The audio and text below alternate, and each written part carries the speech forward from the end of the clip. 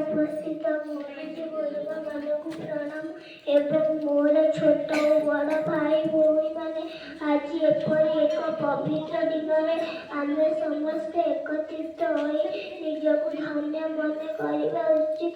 ଆମ ଦେଶ ଭାରତବର୍ଷ ଦୀର୍ଘ 200 ବର୍ଷରୁ ଅଧିକ ଶାସନ କଲା ପରେ ଇଂରାଜୀମାନଙ୍କ କବଳରୁ ଆମେ ଆମ ଦେଶକୁ ସ୍ୱାଧୀନ କରିଥିଲୁ। 1947 ଅଗଷ୍ଟ 15 ତାରିଖ ଆମ ଦେଶ ସ୍ୱାଧୀନ ହୋଇଥିଲା, କିନ୍ତୁ 1950 ମସିହା ଜାନୁଆରୀ 26 ଆମ ଦେଶରେ ନୂଆ ସମ୍ବିଧାନ ପ୍ରଣୟନ ହୋଇଥିଲା। ଏହି ଦିନଟିକୁ ମନେ ରଖିବା ପାଇଁ ଆମ୍ଭେମାନେ ପ୍ରତିବର୍ଷ ସାଧାରଣତନ୍ତ୍ର ଦିବସ ଭାବେ ପାଳନ କରି ଆସୁଛୁ।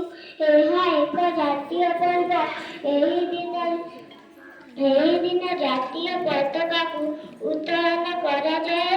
ଏ ଦେଶ ଆମର, ଆମ ଦେଶର ସମ୍ବିଧାନ ସମ୍ପର୍କରେ ଜାଣି ନୀତି ନିୟମ ସହକାରେ ତାହା ପାଳନ କଲେ ମୋ ଦେଶ ଧନ୍ୟ ହେବ। ମୁଁ ଏତିକି କହି ମୋର ବକ୍ତବ୍ୟ ଶେଷ କରୁଛି। ଭାରତ ମାତା କି ଜୟ।